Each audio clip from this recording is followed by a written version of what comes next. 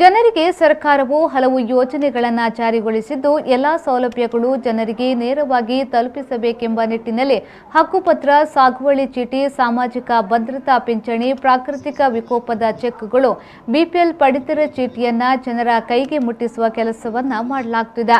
ಆದರೂ ಕೆಲ ಭಾಗಗಳಲ್ಲಿ ಸಮಸ್ಯೆಗಳು, ದೂರುಗಳು ಕೇಳಿಬರುತ್ತಿದ್ದು ಮುಂದಿನ ದಿನಗಳಲ್ಲಿ ಆ ಸಮಸ್ಯೆಗಳನ್ನು ಕೂಡ ಬಗೆಹರಿಸಲಾಗುವುದೆಂದು ಶಾಸಕ ಉಮಾನಾಥ್ ಕೋಟ್ಯಾನ್ ಹೇಳಿದರು.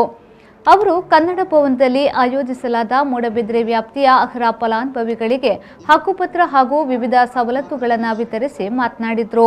ಮಧ್ಯಮ ವರ್ಗದವರು ಅವರಿಗೆ ಸರ್ಕಾರ ಕೊಡಮಾಡುವಂಥ ಸವಲತ್ತುಗಳನ್ನು ಆದಷ್ಟು ಬೇಗ ಹಲವಾರು ದೂರುಗಳು ನಮಗೆ ಬಂದಿದೆ. ಅಂಥ ದೂರುಗಳು ಇನ್ನು ಬರದ ರೀತಿಯಲ್ಲಿ ನಾನು ಅಧಿಕಾರಿಗಳಿಗೆ ವಿನಂತಿಯನ್ನು ಮಾಡ್ತಾ ಇದ್ದೇನೆ. ದಯವಿಟ್ಟು ಕಷ್ಟದಲ್ಲಿ ಸಮಸ್ಯೆಯಲ್ಲಿರುವ ದುಃಖ ಮತ್ತು ಕಣ್ಣೀರು ಯಾವತ್ತೂ ನಮಗೆ ಒಳ್ಳೆಯದಲ್ಲ. ಆದ್ದರಿಂದ ಅವರ ಕೆಲಸವನ್ನು ಆದಷ್ಟು ಬೇಗ ನಾವು ಮಾಡಿಕೊಡಬೇಕು ಅಂತೇಳಿ ನಿಮ್ಮ ಹತ್ರ ನಾನು ವಿನಂತಿಯನ್ನು ಮಾಡ್ತಾ, ಇವತ್ತು ನೀವು ಬಂದಂಥ ಎಲ್ಲರಿಗೆ ಮೂಡಬಿದ್ರೆ ತಾಲೂಕು ಆಡಳಿತ ಸೌಧ ಮುಖ್ಯಮಂತ್ರಿಗಳಿಂದ ಲೋಕಾರ್ಪಣೆಗೊಂಡಿದೆ. ಕೆಲವು ದಿನಗಳಲ್ಲಿ ನಮ್ಮ ಎಲ್ಲ ಆಡಳಿತ ವ್ಯವಸ್ಥೆ, ತಹಶೀಲ್ದಾರ್ ಕಚೇರಿ, ಸಬ್ ರಿಜಿಸ್ಟರ್ ಕಚೇರಿ, ಸರ್ವೆ ಆಫೀಸು, ಶಾಸಕರ ಕಚೇರಿ ಇದೆಲ್ಲ ಅಲ್ಲಿಗೆ ಸ್ಥಳಾಂತರಗೊಳ್ತದೆ.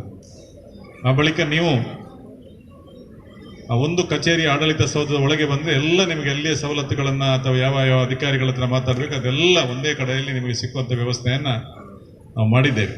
ಹಕ್ಕುಪತ್ರ 63 ಫಲಾನುಭವಿಗಳು, ಸಾಗುವಳಿ ಚೀಟಿ 4, ಸಾಮಾಜಿಕ ಭದ್ರತಾ ಪಿಂಚಣಿಯು 150, ಪ್ರಾಕೃತಿಕ ವಿಕೋಪ ಚೆಕ್ಗಳು 7 ಹಾಗೂ ಬಿಪಿಎಲ್ ಪರಿಸರ ಚೀಟಿಗಳು 220, ಒಟ್ಟು 444 ಅರ್ಹ ಫಲಾನುಭವಿಗಳಿಗೆ ವಿವಿಧ ಸವಲತ್ತುಗಳ ಹಕ್ಕುಪತ್ರವನ್ನು ವಿತರಿಸಲಾಯಿತು. ಈ ಸಂದರ್ಭದಲ್ಲಿ ಮೂಡಬಿದ್ರೆ ತಾಲೂಕು ತಹಶೀಲ್ದಾರ್ ಪುಟ್ಟರಾಜು, ಕಂದಾಯ ನಿರೀಕ್ಷಕ ದಿಲೀಪ್ ಪುರೋಡ್ಕರ್, ಪುರಸಭೆ ಸ್ಥಾಯಿ ಸಮಿತಿ ಅಧ್ಯಕ್ಷ ನಾಗರಾಜ್ ಪೂಜಾರಿ, ಪಾಲಡ್ಕ ಗ್ರಾಮ ಪಂಚಾಯತ್ ಅಧ್ಯಕ್ಷ ದಿನೇಶ್, ನೆಲ್ಲಿಕಾರು ಗ್ರಾಮ ಪಂಚಾಯತ್ ಅಧ್ಯಕ್ಷ ಜಯಂತ್ ಹೆಗಡೆ ಸೇರಿದಂತೆ ಮತ್ತಿತರರು ಉಪಸ್ಥಿತರಿದ್ದರು.